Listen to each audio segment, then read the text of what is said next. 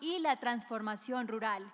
Para conversar sobre este tema, invitamos a que suban al escenario a la señora Marta Carvajalino, ministra de Agricultura y Desarrollo Rural, la señora Rafaela Cortés, gobernadora del Meta, Lorena Garnica, profesora de la Universidad Externado de Colombia, Antonio José Lizarazo Ocampo, exmagistrado de la Corte Constitucional. Y este panel estará moderado por Catalina Ceballos Varela, coordinadora de gestión jurídica de la ANDI.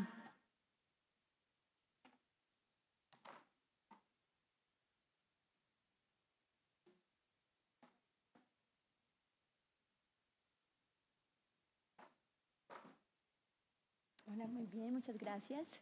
Bienvenidos y bienvenidas.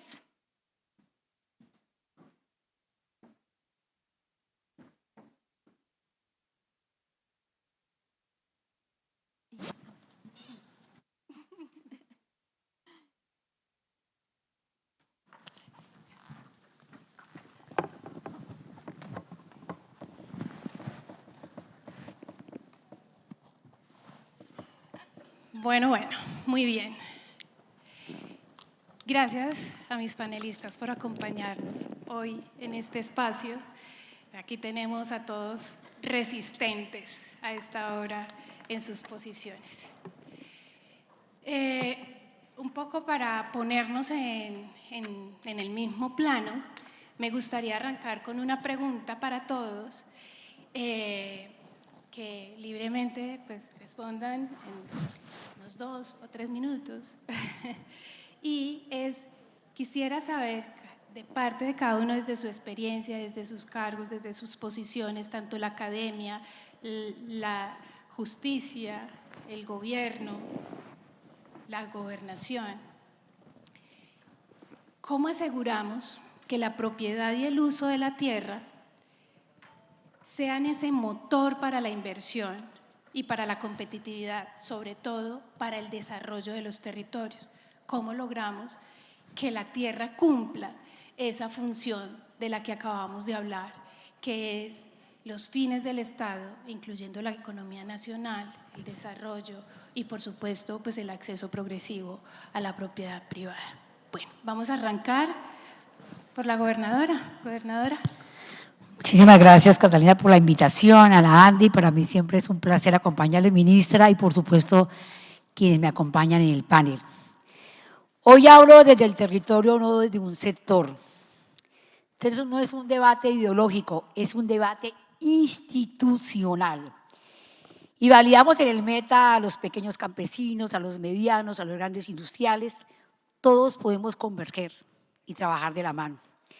Seguridad jurídica, Catalina, es lo que venimos enfatizando en el departamento del Meta y en la región. Yo creo que, y lo hemos hablado muchas veces, y se lo escuchaba esta mañana, ministra, cuando el presidente, no sé si en campaña, habló de los aguacates, de la transición de hidrocarburos a ser nosotros productores de alimentos. Y en el departamento del Meta eso le estamos apostando, a hacer la transición de ser uno de los mayores departamentos productores de hidrocarburos a la agroindustria. ¿Cómo podemos converger pequeños, medianos, grandes industriales, todos jalando para el mismo lado? Pero hay un talón, hay algo que un cuello de botella que nos preocupa, es la seguridad jurídica. Mientras no haya seguridad jurídica, no hay inversión. Mientras que no haya inversión, no hay competitividad. Todos debemos jalonar para el mismo lado. Hoy en día nos estamos atropellando y yo creo que la intención tanto del gobierno territorial, con los POT, con los esquemas de ordenamiento territorial, es trabajar de la mano para favorecer, por supuesto, esa política que lo dijo el presidente cuando arrancó su campaña, hacer la transición a unos campos más prósperos, a unos mejores suelos, pero necesitamos seguridad jurídica, normas claras para la inversión. Y por supuesto no podemos seguir nosotros con el debate, en lugar de sentarse los empresarios pequeños, medianos, a generar productividad, competitividad, es sentarse a defenderse, porque desafortunadamente el tema de los problemas agrarios no se están resolviendo como debían resolverse en el orden judicial, sino que se están resolviendo desde actos administrativos, resoluciones en la Agencia Nacional de Tierras, que no es de su competencia y que hoy están generando mucha incertidumbre y está afectando la competitividad de nuestros departamentos. Doctor Lizarazo, ¿cómo hacemos para que la propiedad y el uso de la tierra cumpla esos fines esenciales del Estado que decíamos en la SU 288? Bueno, muchísimas gracias, Catalina, y a la Andy por la invitación y por la oportunidad de compartir con ustedes algunas reflexiones sobre este tema. Yo tuve la oportunidad de ser el sustanciador de la sentencia SU 288 sobre el tema de baldíos. Y quiero recordarles que era un acumulado de varias tutelas. Una de ellas alegaban posesión por más de 100 años, que se transmitía de generación en generación. Y eso nos obligó en la Corte a hacer un estudio, no solamente de la legislación, pues remontándonos, incluso llegamos hasta los orígenes de la República, porque es curioso que la primera ley que expide el Congreso Constituyente de Cúcuta de 1821 es sobre tierras. Incluso se crea un registro. Hace 200 años, hace más de 200 años tenemos registro. Y entonces, al estudiar el caso, lo que encontramos es, en primer lugar, una altísima concentración de la propiedad en la tierra. Somos uno de los países más desiguales del mundo en materia de concentración.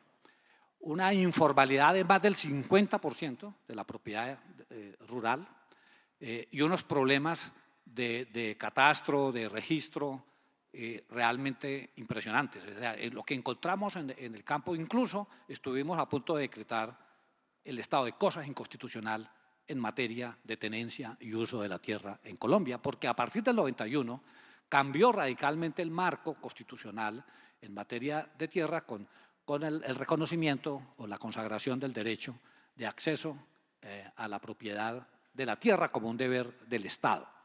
Entonces, en ese estudio que hizo la Corte, al estudiar el marco jurídico para ver cómo resolvíamos incluso ese caso de 100 años de explotación económica de la tierra, nos encontramos entonces con el acuerdo de paz, que cambiaba radicalmente el marco normativo que tenía que aplicar la Corte para resolver los casos, y por esa razón la sentencia termina siendo una sentencia estructural con órdenes complejas y encuentra que la manera de resolver, y yo entonces te respondo, como la Corte encuentra que la manera de resolver esa problemática es cumpliendo los compromisos del acuerdo en materia de desarrollo rural. Cualquiera de ustedes, seguramente todos lo conocen, pero por lo menos el componente de tenencia y uso de la tierra, la regularización de la propiedad, la formalización y la solución de esa problemática que trata de resolver el acuerdo, creo que si Colombia avanzara en el cumplimiento de esos compromisos, podría enfrentar de mejor manera los problemas que tiene. Desafortunadamente creo, ministra, que no es mucho lo que hemos avanzado. No, por el contrario, hay que reconocer que el tema de los campesinos como sujetos de derechos, sujetos de especial protección constitucional, el tema de la jurisdicción agraria, aunque tenemos discrepancias muy grandes en eso, yo creo que vamos a tener oportunidad de verlas, pero bueno, esa sería mi respuesta. Gracias. Gracias, doctor Lizarazo. Doctora Lorena, desde la academia, ¿cómo podemos impulsar que la tierra sirva para el desarrollo territorial? Bueno, gracias Catalina y hombre, antes que nada gracias a la Andy por considerar que pueda ser de utilidad mi opinión aquí. Siempre realmente pues me siento muy honrada en un panel con estas personalidades, ojalá sea así y satisfaga las expectativas. Lo que yo puedo decir es que más allá que una expectativa de la academia, creo que es algo que viene siendo como mi conclusión en análisis normativo de estos temas desde hace un tiempo, y es que creo que los abogados por hacer bonito hacemos feo y le estamos debiendo al país unas normas claras en materia de tenencia de la tierra desde hace mucho tiempo. Digamos que este es un problema endémico, este es un problema que viene desde hace mucho tiempo y realmente si uno vuelve a lo básico, pues sí que la Constitución y de hecho en varias sentencias que nos tomamos el trabajo ayer como de buscar, contemplan el principio de seguridad jurídica que traía a colación la gobernadora como algo que está enquistado, enraizado en la Constitución. Y eso tiene varias dimensiones. La seguridad jurídica, que además está desde el artículo 2 hasta varios dentro del cuerpo normativo de la Carta Magna, tiene varias implicaciones en la práctica. Eso no es un tema etéreo que no nos toque en la realidad. En el primer punto está el tema de la creación y aplicación de normas. Lo primero es que el ciudadano necesita tener reglas del juego claras y tener predictibilidad sobre el efecto jurídico de sus conductas.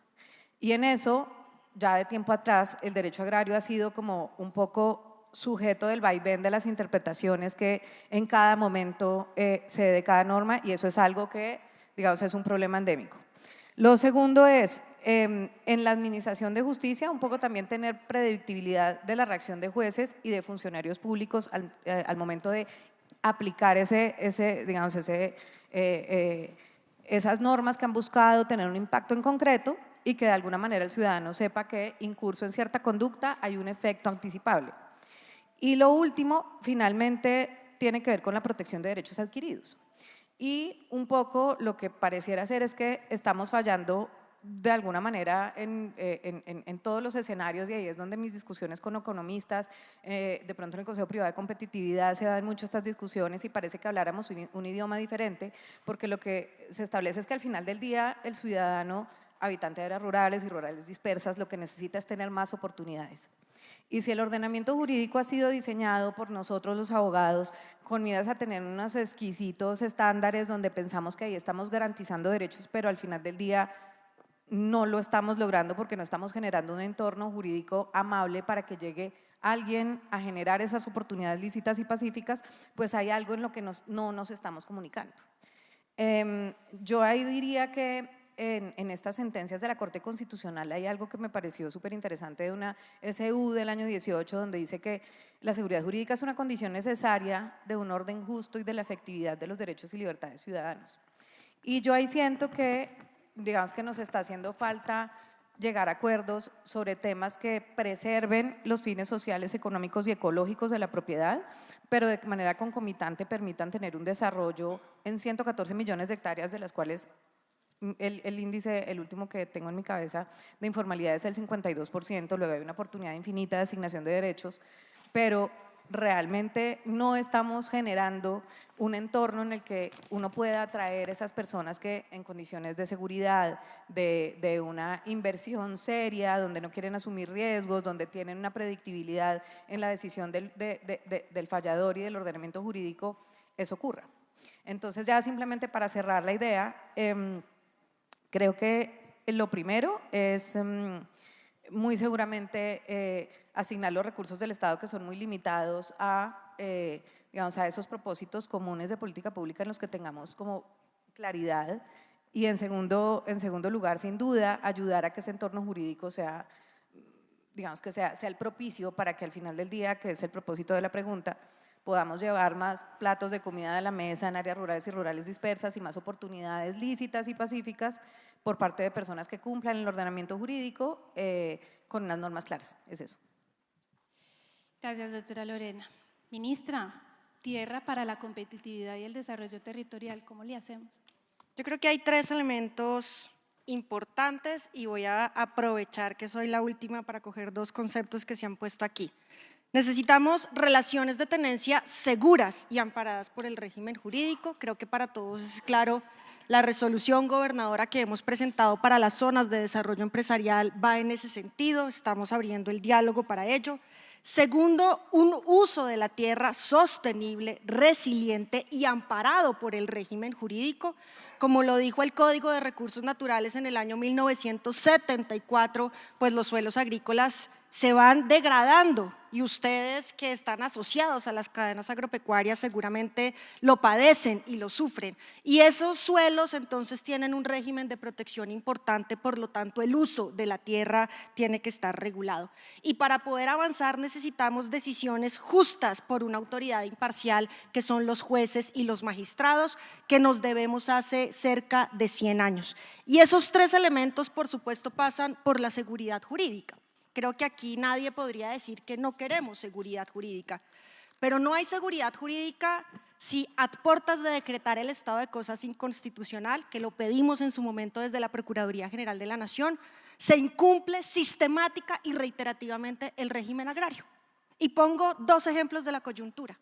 Ciénaga Grande del Bajo Sinú, el área de amortiguamiento y de dinámica hidráulica más importante de la cuenca baja del Sinú. 44.000 hectáreas deslindadas en 1988, un deslinde que se engavetó y ante la omisión de autoridades municipales, departamentales y nacionales, fue un área intervenida con obras antrópicas. A finales del 90, la Corte Constitucional en la T-194 da la orden nuevamente de recuperar todos los humedales de la margen izquierda del río Sinú y de recuperar la Ciénaga Grande del Bajo Sinú. Solo hasta el año 2025 pudimos reconstruir el deslinde que en 1988 el Estado, bajo el régimen agrario, que desde entonces no ha cambiado mucho, definió que se debía recuperar. Si hubiésemos decidido adecuada y oportunamente que estas 44.000 hectáreas fueran el alma de la dinámica hidráulica del río Sinú, seguramente hoy la situación en esta crisis climática no sería tan grave. Pero le pongo otro caso. Queremos reordenar la zona de producción intensiva más importante que tiene el país. Coincidimos todos, es la altillanura. Pero nos encontramos con disputas entre comunidades indígenas, entre empresarios, baldíos de la nación indebidamente ocupados, y no hemos cambiado el régimen agrario. Y usted en su sentencia, magistrado, lo advirtió. Los baldíos vienen siendo irregularmente ocupados no de hace 10 años ni de hace 20 años, sino de hace muchos años. No hay seguridad jurídica si no cumplimos la ley y entonces debemos construir un acuerdo de cómo tener un ordenamiento jurídico que todos cumplamos en lógica de justicia. Porque no hay competitividad, no hay mercado si no hay justicia.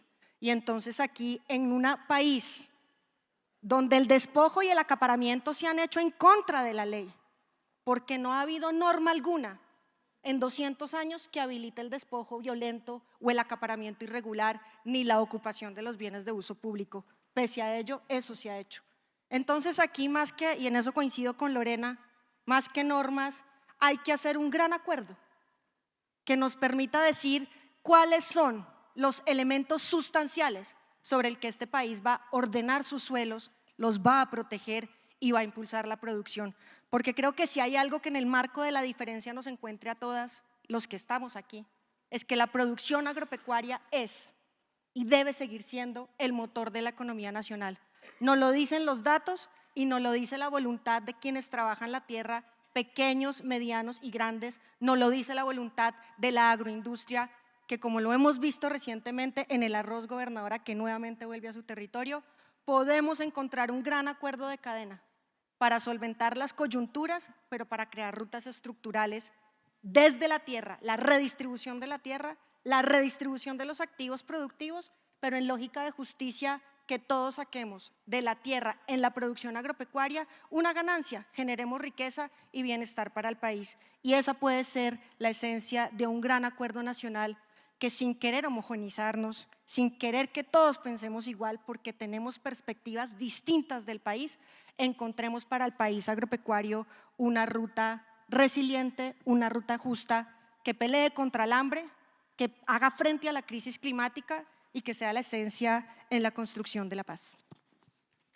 Gracias, ministra. Qué importante ese gran acuerdo con alcaldes, concejales, gobernadores. Qué importante, gobernadora, desde su experiencia, teniendo en cuenta que el Meta está priorizado para casi todas las nuevas figuras de ordenamiento territorial, está priorizado para APAS, para TECAM, para UAF, para Justicia Agraria, ¿cómo se percibe ese gran acuerdo desde la gobernación?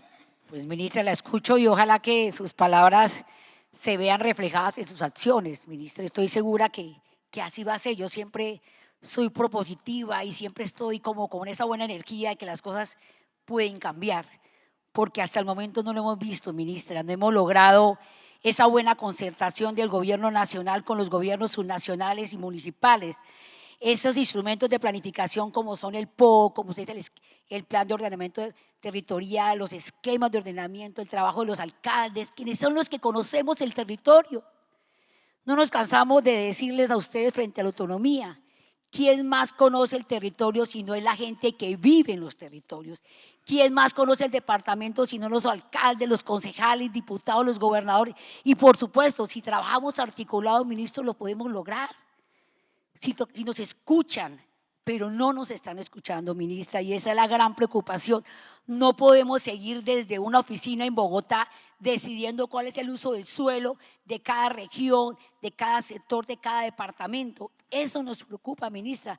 La autonomía territorial no es un obstáculo, es una garantía de estabilidad. La competencia de ordenar el suelo es de los municipios. Si todos nos sentamos a la misma mesa, ministra, con diferentes posiciones ideológicas, pero con una misma visión de cómo logramos la productividad, el manejo de los suelos, el cuidar nuestras fuentes hídricas y el paisajismo, todo lo que estas nuevas figuras están llegando, por supuesto, podemos lograrlo, pero no podemos seguir avanzando cuando se desconoce lo que está pensando el territorio, cuando se desconoce allá el municipio, cuando se desconoce allá los concejales, los presidentes de junta, cuando se decide desde una agencia. No se puede avanzar, ministra. Y hoy le digo con toda preocupación, porque este es un departamento y una región, siempre hablo de regiones, que está a pesar de las circunstancias queriendo avanzar, a pesar de la transición, queriendo entender, pero solamente podemos avanzar todos de la mano, pequeños, medianos, grandes empresarios, la seguridad alimentaria que venimos diciendo. Pero no podemos llegar, ministra, con decisiones que se tomen acá y nos dejen tirados allá en los departamentos para que solucionen otros temas. Si no lo hacemos de manera articulada, vamos a seguir viviendo lo que estamos viviendo. Se entregan tierras y vaya Gobernación de meta a la gente haciéndole a uno paros, bloqueos, porque no tienen vivienda, porque no tienen proyectos productivos, porque desafortunadamente no se trabajó de manera articulada.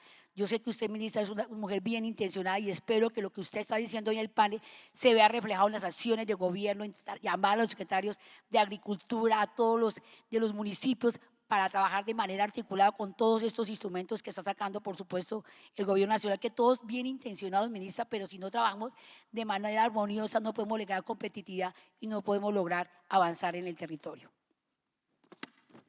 Y es que definitivamente pues tenemos que reconocer ese elefante blanco en la sala, y es que hay una tensión evidente entre los territorios y el gobierno nacional.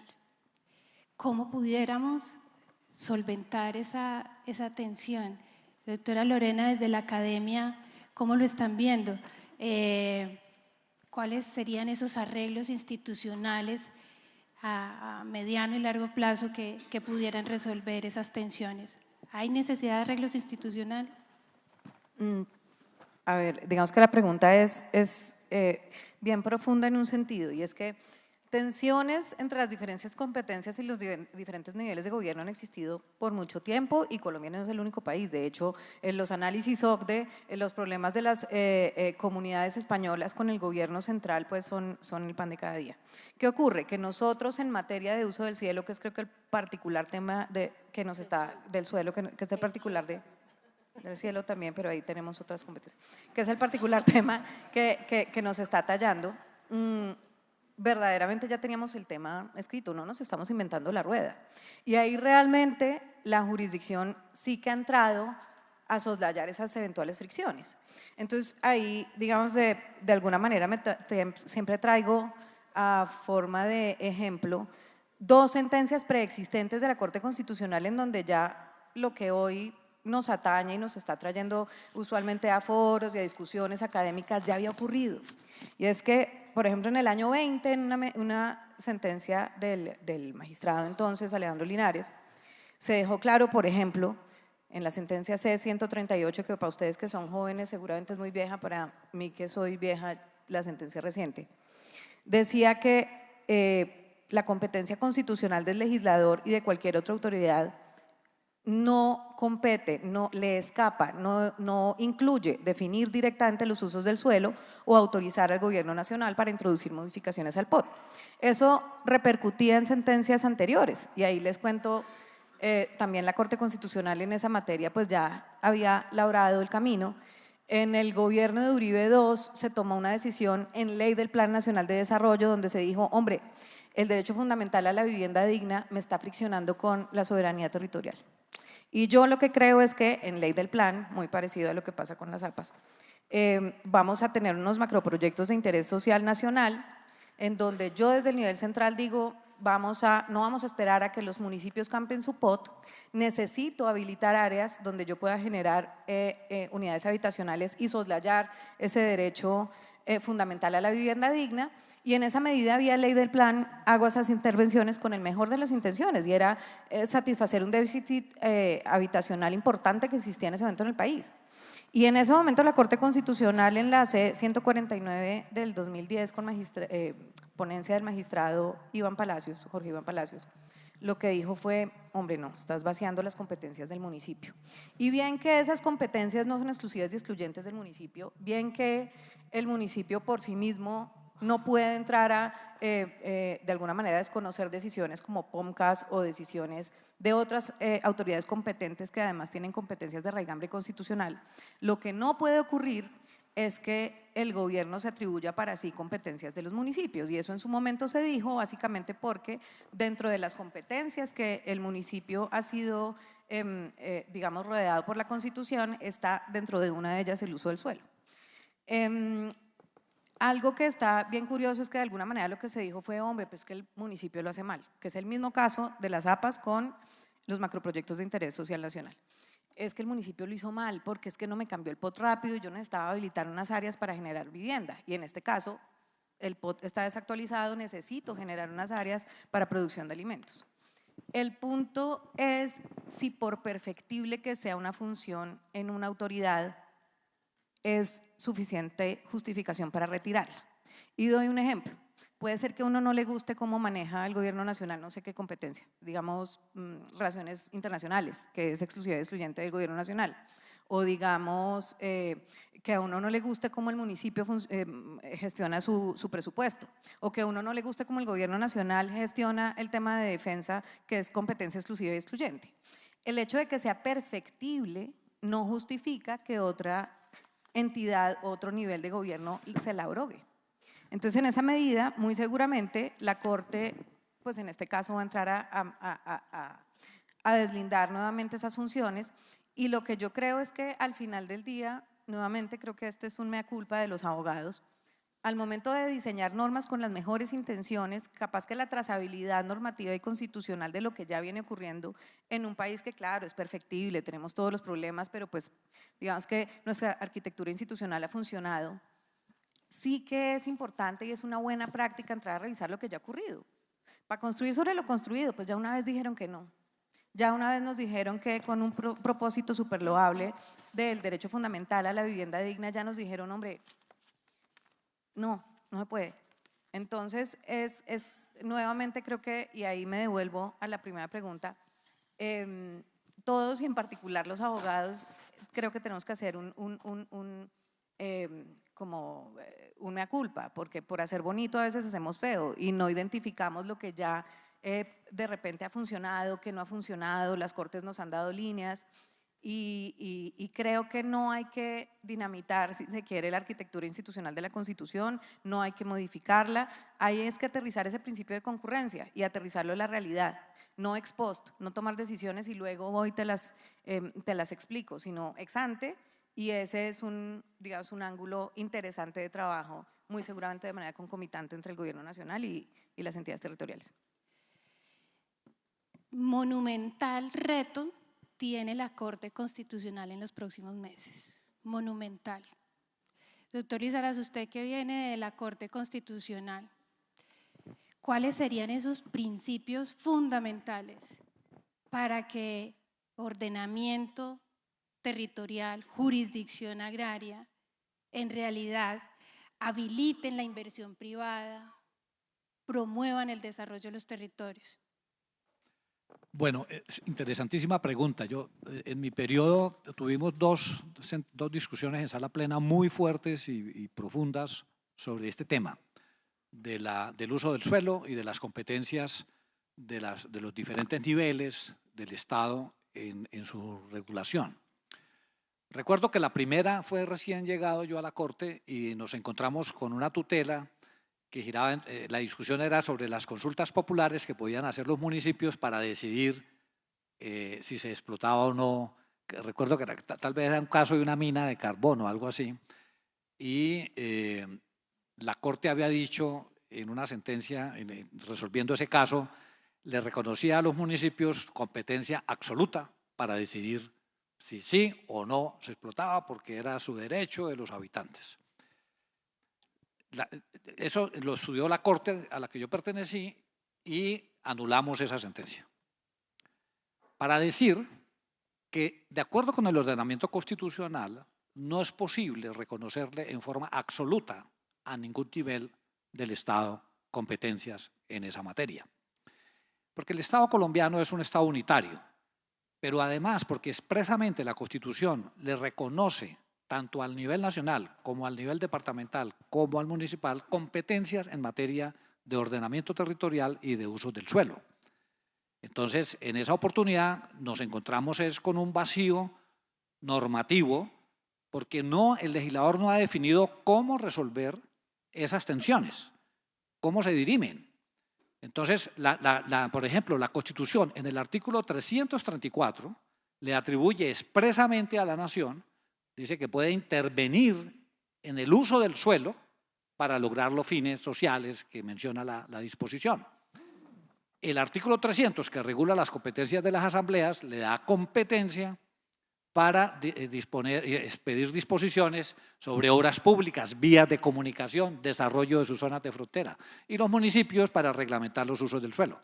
Luego hay competencias concurrentes y entonces lo que realmente el principio obviamente es el de colaboración armónica, pero el problema es que ese principio, más allá de que sea una formulación bonita, ¿eso cómo es? Y entonces la Corte exhortó al Congreso para que estableciera mecanismos o instancias de articulación, de coordinación, de llegar a acuerdos entre los distintos niveles, y creo que ese es el principio, colaboración armónica. Muchísimas gracias. Ministra, y es que pues, el artículo 32, en ese parágrafo segundo dijo, pues es que esto, lo siento, pero es de obligatorio acatamiento, así se lo dijo a los municipios. ¿Cómo superamos esa tensión que ya dijimos extensamente? No debería existir porque en realidad hay este principio de colaboración armónica, etcétera. ¿Cómo lo ven? Tú llamaste elefante blanco algo que tiene un nombre propio, son las áreas de especial protección para la producción de alimentos. Y yo diría, sí, es un gran elefante, pero no es blanco, está lleno de contenido. Y el contenido es precisamente cuando hablamos de la actividad agropecuaria y de la industria que se nutre de la actividad agropecuaria, proteger el insumo fundamental para la producción de la riqueza en esa cadena, que es el suelo. Salvo que encontremos grandes laboratorios como los países desarrollados ya lo están haciendo para producir comida, el activo fundamental para producir comida es el suelo. Ahora, quisiera empezar por esto. Se hablan de varias territorialidades y nombraste las unidades agrícolas familiares.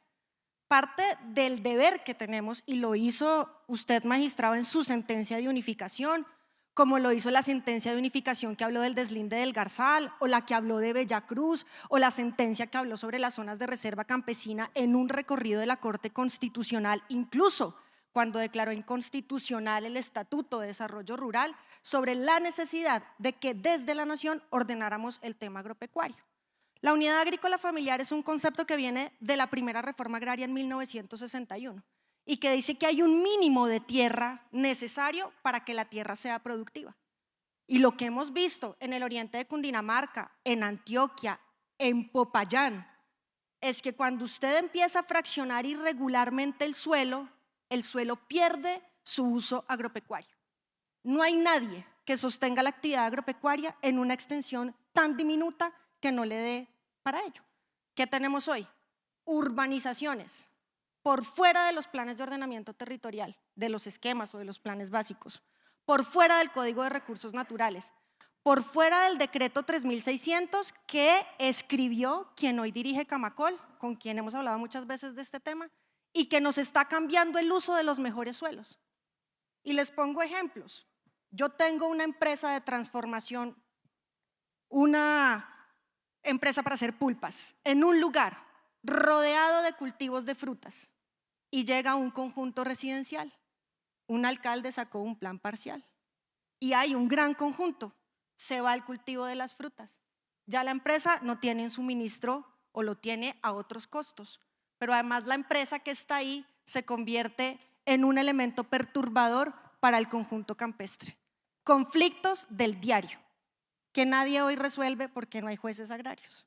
Y terminamos desplazando, expulsando la producción agropecuaria. Es lo que viene pasando en las últimas décadas. Pese a que las normas lo impiden.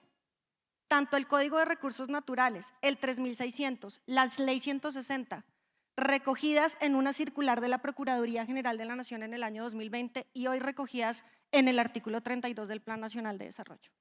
Hoy necesitamos proteger y ordenar los suelos de la producción agropecuaria y no definir su uso, porque el uso ya está definido. Cuando declaramos, como lo hicimos ayer en el norte del Tolima, como lo vamos a hacer en Córdoba, como lo vamos a seguir haciendo en las APAs que estamos estudiando, es definir que ese uso que ya está ahí, que es un uso agropecuario, donde la gente está trabajando la tierra, sea tenido en cuenta de manera prioritaria para que en la modificación de los más de 1.100 municipios, muchos de ellos desactualizados, en la actualización, en la reforma estructural de su plan de ordenamiento, lo tenga en cuenta. Y como se lo dijimos a la Corte Constitucional, estamos hablando de un ahora. 50 millones de hectáreas de suelos agrarios se pierden anualmente. 50 millones de hectáreas. Es decir, el recurso fundamental para producir comida y materias primas se está perdiendo por degradación, por compactación, por salinización, por erosión, porque se acaba la capacidad agrológica de nuestros suelos. No es lo mismo, gobernadora, producir en la altillanura con lo que ello cuesta que producir en el Valle de Ubaté, donde 2 hectáreas son suficientes para producir. Esa es la tarea que tenemos. De lo contrario, podríamos dejar que esto simplemente llegara indeclinablemente a la degradación del suelo y entonces nuestro problema ya no sería si nos armonizamos entre la nación, los departamentos y el municipio, sino de dónde vamos a sacar el activo fundamental para producir alimentos y materias primas. No hay palma, no hay biocombustibles, no hay azúcar, no hay etanol, no hay yuca, no hay café, no hay cacao, si no hay suelo. Y yo creo que en eso nos podemos poner de acuerdo. Y debo precisar, la declaración de área de especial protección para la producción de alimentos no modifica la propiedad, no tiene nada que ver con las relaciones de tenencia, no modifica la actividad ni agraria ni pecuaria que esté ahí. El único acervo que permite la APA es que cuando se ordena el suelo por el municipio, no es el departamento el que regula el suelo, es el municipio lo tenga en cuenta como lo hace con las determinantes ambientales para salvaguardar el patrimonio más importante de la soberanía alimentaria. Y también debo decir, no hay ninguna intención de expropiación, de extinción o de castigo de la tierra inoficiosa. Para eso hay otros instrumentos, están claros en la Ley 160 y también los hemos usado y para eso no tengo que declarar las APAs. Lo que aquí está en juego es el patrimonio alimentario de este país y con la mayoría de los alcaldes, todas las que hemos declarado, hemos logrado acuerdos porque además lo ven como un instrumento para actualizar sus planes de ordenamiento. Con el gobernador de Santander, con la gobernación de Córdoba, con la gobernación del Cauca, hemos llegado incluso a que sean las gobernaciones las que nos piden hacer la intervención. Y seguramente, gobernadora, con usted no hemos tenido la discusión de las APAs como la hemos tenido con otros instrumentos y esperamos discutir con usted la zona de desarrollo empresarial de la altillanura para incentivar esa gran producción agropecuaria. Nos sentaremos, pero no puede la nación tampoco dejar de hacer lo que la ley le ha permitido hacer. Y ahora sí cierro. ¿Quién dirime los conflictos cuando tomamos decisiones administrativas si no es la justicia? Así que nos sometemos al control de legalidad. Hoy en la jurisdicción contenciosa, que a veces se toma un tiempo largo para resolver, tenemos procesos de extinción agraria hace 20 años sin sentencia. Esperamos que pronto sea con una jurisdicción agraria y rural que ayude a dirimir estos conflictos y nos someteremos, los municipios, todos los funcionarios públicos y los particulares, a la decisión de los jueces. Por eso tan importante que podamos materializar la jurisdicción agraria para que sea un poder autónomo e independiente, capacitado y técnico el que ayude a resolver las diferencias naturales de la gestión pública y del ordenamiento del territorio. Gracias, ministra. Yo quiero aprovechar los últimos minutos para que cada uno haga sus propuestas, precisamente porque preparémonos, empresarios. Todos estos conflictos vienen y van a la justicia agraria, van a la jurisdicción agraria. Entonces es muy importante que cada uno propongamos cuáles son esos principios fundamentales, qué es lo que vemos desde el territorio, desde la academia, desde la jurisdicción, qué es lo que entendemos por justicia agraria. Yo me voy a atrever a proponer dos cosas: el cierre de los procesos agrarios en los jueces, todos los procesos agrarios con cierre judicial, y el ordenamiento territorial en cabeza de gobernadores, alcaldes y concejales. Esa es mi propuesta. Gobernador, ¿usted qué propone? Pues me quedo con la última que me preocupa, ministra. Nos someteremos después a las decisiones de los jueces. 10, 15 años. Hagámoslo bien, ministra, ahora. No esperemos una decisión de fondo de un juez más adelante porque lo hicimos mal. Hoy la invitación, ministra, es a entender las competencias de cada uno, de los municipales, de los departamentales, del gobierno nacional, todos escalonando, sentándonos, ministra, hacia el mismo lado, delimitando, por supuesto, la competencia administrativa y donde arranca la competencia judicial. Esto genera una jurisdicción agraria moderna. Y, por supuesto, ministra, para reiterar, el META no se opone a la justicia agraria, la defiende. El META no se opone a la soberanía alimentaria, la practica. El META demuestra que agricultura familiar y agroindustria sí pueden convivir. Ministra, le quiero contar, el departamento produce 3.5 millones de toneladas, pero está proyectada para 16 millones de toneladas. La seguridad alimentaria, ministra, hagámoslo bien, no perdamos esta oportunidad, porque si ustedes entienden que esto lo construimos entre todos y en estos pocos meses que le queda a este gobierno, puede trabajar de manera articulada en bien de la gente, en bien del pequeño, del mediano, de la agroindustria. Ministra, no es posible.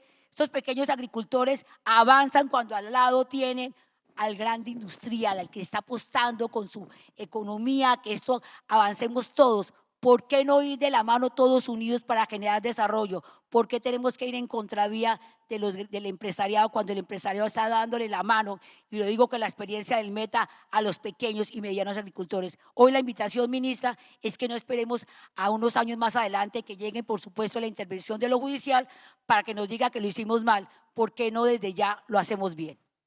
Gracias. Lorena.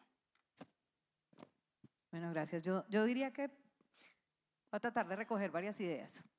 Uno, volvamos a lo básico, y es que realmente creo que sí nos toca interlocutar un poco más con economistas que no entienden muchos conceptos que nosotros los abogados venimos empollando desde hace mucho tiempo. No entienden por qué, por ejemplo, la gente que tiene invernaderos con tecnología de punta tiene que pedir unos permisos a la Agencia Nacional de Tierra súper demorados para segregar un polígono que es más que productivo, porque con eso genera muchos alimentos, de uno de gran extensión.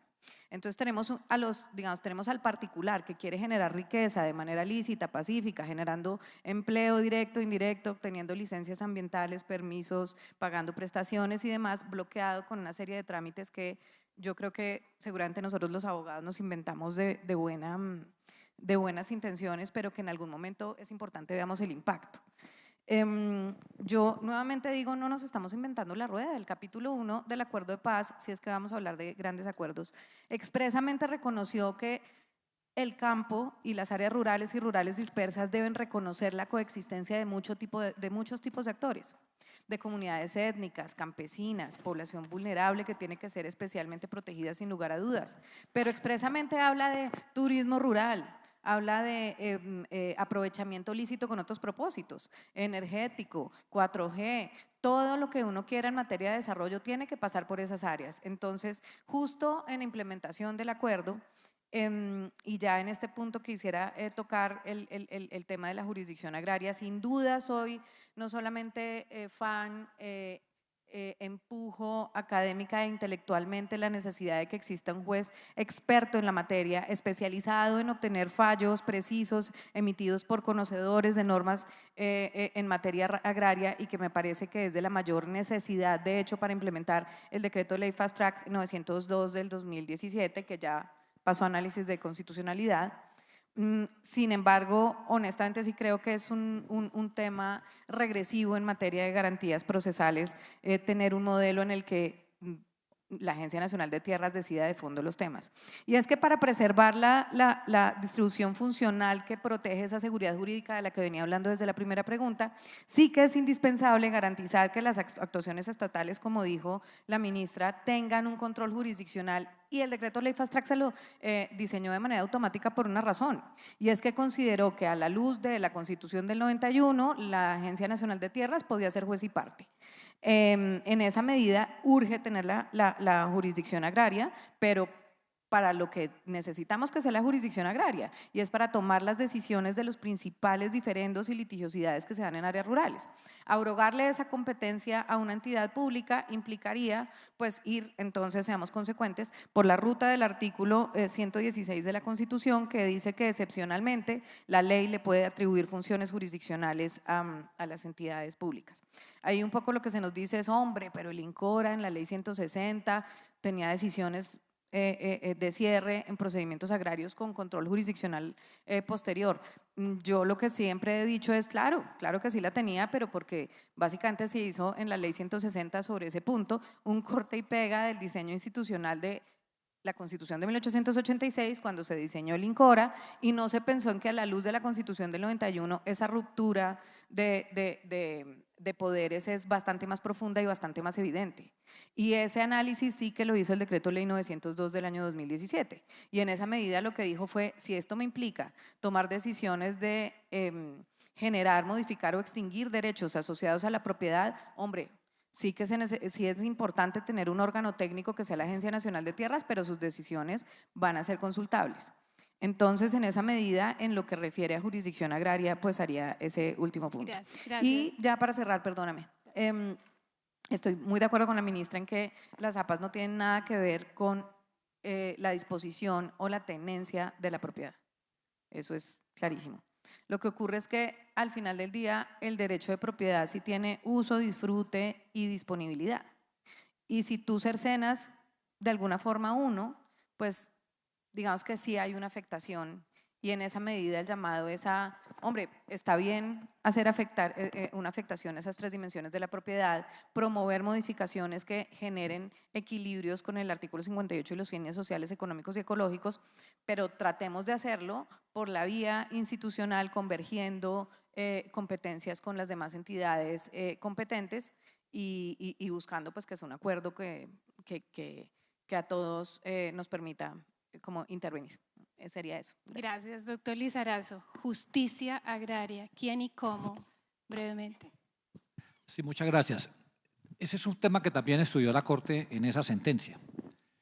Porque, digamos, en esencia, y yo sé que ya se nos acabó el tiempo a todos y nos queremos ir, pero en dos cosas, digamos, en síntesis. La primera es que la Corte reconoció que el decreto ley 902 del 17 adoptó un modelo que cambiaba radicalmente el que había aplicado la nación durante 200 años y que fracasó en gestión de tierra. O sea, no más por actuar por oferta, por demanda, perdón, sino por oferta. Es el Estado el que tiene que ir a resolver el problema en el territorio bajo un modelo de procedimiento único, con 2 etapas, administrativa y judicial, en fin. Y en materia de jurisdicción agraria, yo creo que el gran problema es que cada que yo tengo oportunidad de hablar con algunos congresistas y les he llamado la atención sobre eso, no sigan pensando si la jurisdicción agraria obedece al modelo clásico de jurisdicción, de juez, de proceso, de partes, de conflicto judicial, no vamos a resolver el problema. Tiene que construirse como una institución de justicia transicional bajo unos conceptos totalmente novedosos y creativos para resolver el problema. Al juez agrario le tiene que importar la tierra, el agua, el medio ambiente, tiene que aplicar enfoque de género, tiene que aplicar enfoques diferenciales en general para resolver los conflictos de la tierra. Es un juez distinto y es un juzgado distinto y es un proceso distinto. Es más, en los procesos agrarios es probable que ambas partes que se enfrentan, ambas tengan derecho.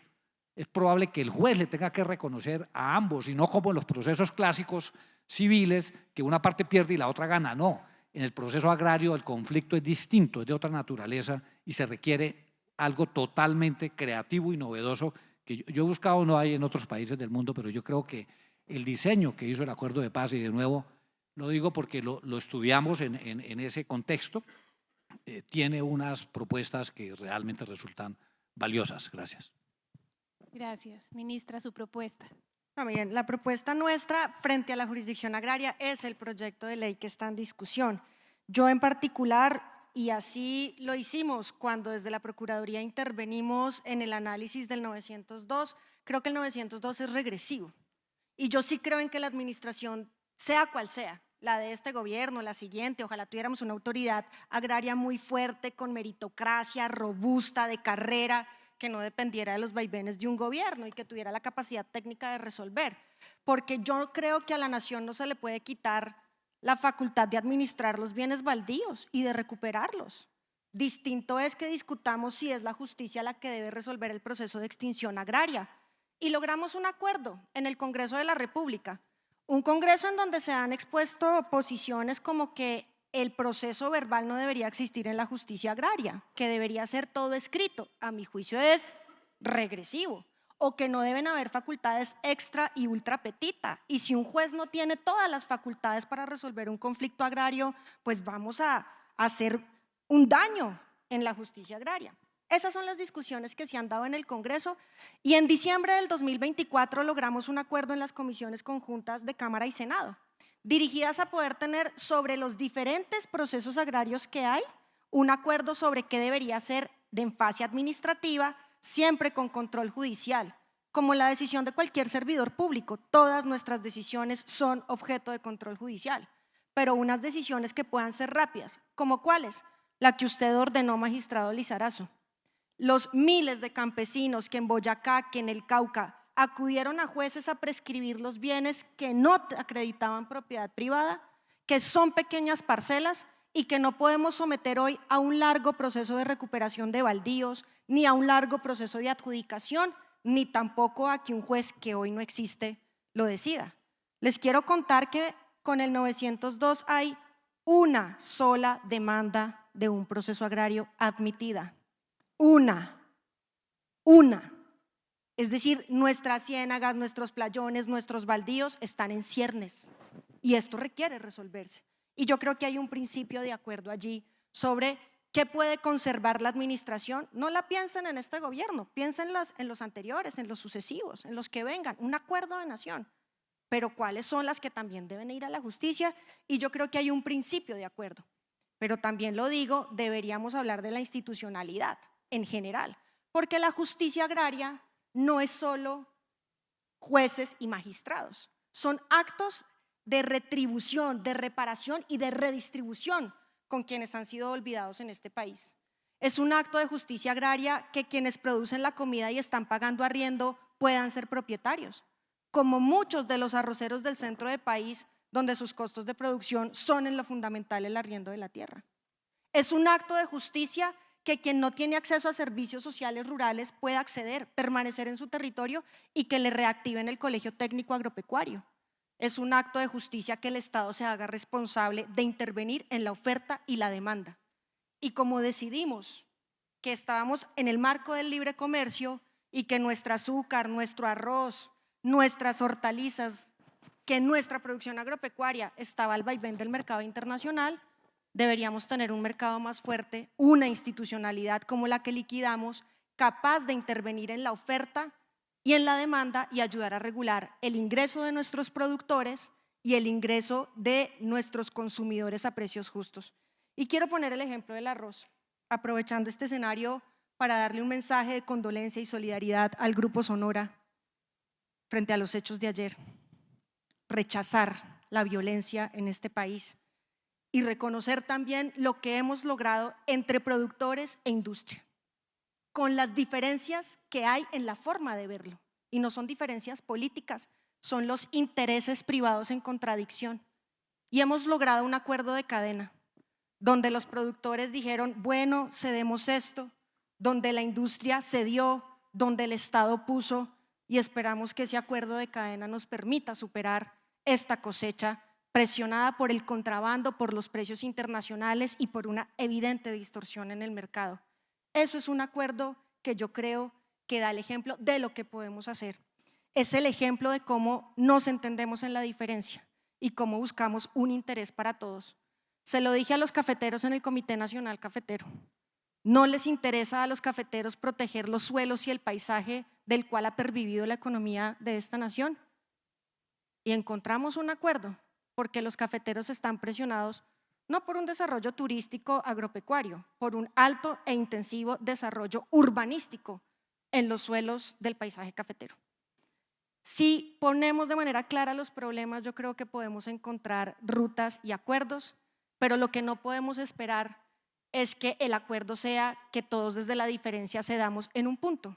Y yo quiero ahí convocar nuevamente la discusión de la jurisdicción agraria. El gobierno ha cedido, esta ministra ha cedido. Mi posición sigue siendo con la que radicamos el proyecto de ley, pero si tenemos que ceder y llegar a rutas que nos mantengan a todos tranquilos frente a la perspectiva de un país eminentemente agropecuario y con un gran potencial, creo que demostramos en la comisión primera, donde está la doctora Cabal, la doctora Paloma, donde está el pacto histórico, que se puede hacer. Lo hicimos. Este es un periodo electoral muy difícil.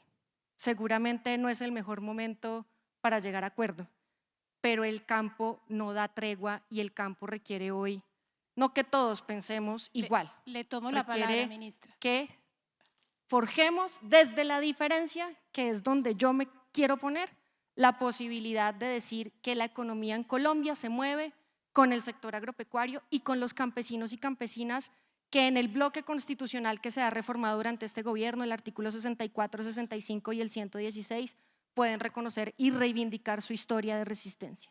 Le tomo la palabra. Bien que volvamos a revisar y llegar a acuerdos sobre jurisdicción agraria. Lo podemos hacer. Lo vamos a hacer. Vamos a hacerlo.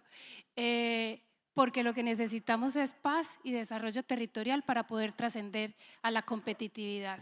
Eso es lo que necesitamos. Muchísimas gracias a mis panelistas. Muchísimas gracias a ustedes, resistentes.